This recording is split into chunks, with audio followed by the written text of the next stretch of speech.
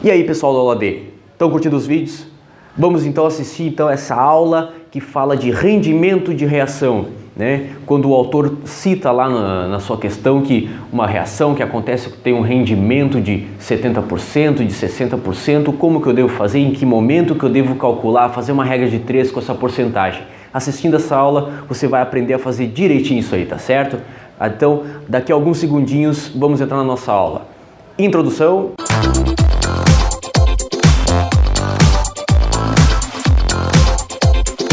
E então, pessoal, vamos então discutir como que ficam essas reações aí que tem rendimento menor que 100%, como é que funciona isso, tá? A primeira coisa que a gente vai ver é como que é uma reação com rendimento de 100%. Bom, rendimento de 100% seria algo desse gênero. Eu tenho 90 gramas de um reagente A reagindo com 30 gramas de um reagente B e aí o meu produto AB deu 120 gramas, que é exatamente a soma das massas dos reagentes. Ok, agora como que fica uma questão onde o rendimento é inferior a 100%?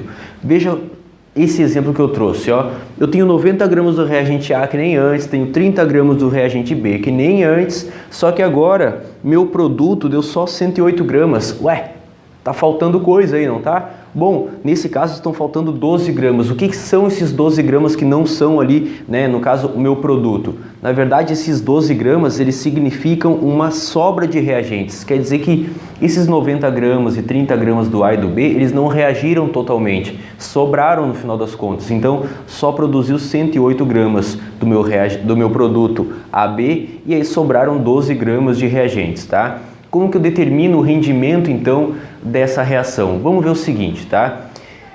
A análise que eu faço é o seguinte: se eu tivesse 120 gramas de produto, que foi aquele primeiro exemplo que eu mostrei, eu teria, então, na verdade, uma reação com 100% de rendimento.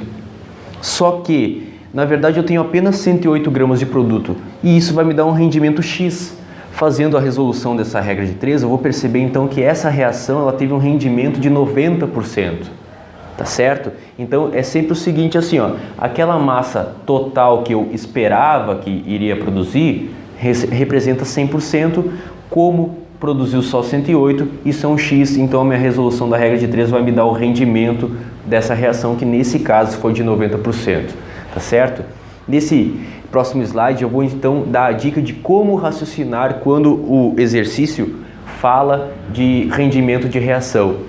Sempre eu vou fazer, né, no caso de um exercício que fala de rendimento de reação, eu vou primeiro fazer os cálculos como se rendesse 100% e no final lá da minha conta, no final do meu raciocínio, eu vou descontar a porcentagem referente ao rendimento, tá?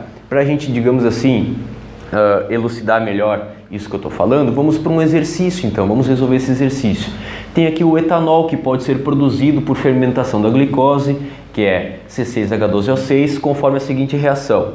Bom, tenho aqui, né, os dados agora do exercício que ele vai falar que, sabendo que a reação tem um rendimento de 80%, ou seja, ela não rende 100%, qual vai ser a massa de etanol produzida na fermentação de 360 gramas de glicose?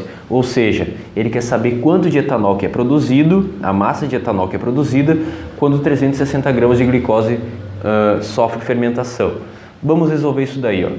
Bom, veja o seguinte, eu tenho o dado e a pergunta. Esse rendimento eu deixo para raciocinar depois. Essa é a dica que eu tenho para hoje, tá? Então, o meu dado é 360 gramas de glicose. Beleza, então eu vou botar os 360 gramas embaixo da glicose.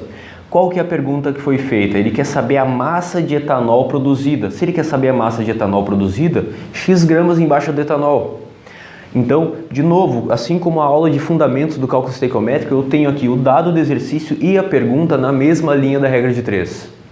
E embaixo desses 360 gramas de glicose vai a massa de glicose que tem na equação. E aí eu vou calcular lá a massa desses 6 carbonos, mais os 12 hidrogênios, mais os 6 oxigênios, somando toda essa massa aí e percebendo que aqui eu tenho apenas 1 mol, eu vou perceber que tem 180 gramas de glicose aqui na equação. Para esses 180 gramas, eu vou colocar aqui embaixo, então, desse X, a massa de etanol que eu tenho aqui. A massa do etanol, lá somando a massa de todos os carbonos, hidrogênios e do oxigênio, eu vou ver que dá 46. Essa é a massa molar do etanol. Só que eu não posso botar 46 aqui embaixo. Eu tenho 2 mols, então eu vou colocar 92, que são 2 mols de etanol. Cada mol tem 46 gramas. vou resolver minha regra de 3 e aqui eu quero que você perceba o seguinte, ó, desse lado, né, daqui de baixo para cima, eu tenho aqui o valor duplicando, então aqui também vai duplicar, então eu já descubro que o meu X é o dobro do 92, 184 gramas de etanol. Só que não esqueça, esse cálculo aqui que eu estou fazendo seria caso a reação rendesse 100%, mas ela não rende 100%. E é agora, no final, é que eu vou fazer o cálculo referente, né, aos 80% de rendimento. Como que eu faço isso? Bom, se produz 184 gramas, ou melhor, quando produz 184 gramas, é porque é um rendimento de 100%. Só que a minha reação ela tem um rendimento de 80%, e esse 80% vai me dar o X, que é a massa real de etanol produzida nessa reação. Lembrando, a primeira regra de 3 eu descobri que daria 184 gramas de etanol, mas isso seria caso a reação rendesse 100%. Como ela rende 80%, eu estou fazendo essa nova regra de 3 no final. Esse meu X aqui, fazendo o cálculo, né, descontando esses 20% que não reagiram, vai dar 147,2.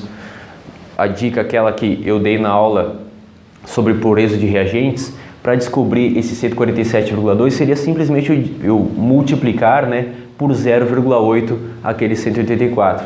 Deu 147,2. Vamos voltar lá na minha questão e aí eu vejo as respostas. Veja que aqui tem o 184 e o autor ele vai colocar esse valor para ti, só que eu não posso marcar 184. Na verdade, o valor real a ser marcado é 147,2. Tá certo? Então, o que tem que ficar gravado na tua cabeça é, quando o exercício fala de rendimento, eu faço todos os cálculos, tudo mais, não sei o que, e no final é que eu vou fazer esse desconto aqui, né? Descontar essa porcentagem de rendimento para descobrir o meu valor real, tá certo? Espero que tenham gostado aí dessa aulinha, que foi bem curtinha, bem rápida, e espero que tenham aprendido bastante, tá certo? Não esqueça aí de curtir, compartilhar e comentar no vídeo. Diz aí o que achou, se está gostando, se entendeu, se não entendeu, tá certo? Um grande abraço e até a próxima. Tchau!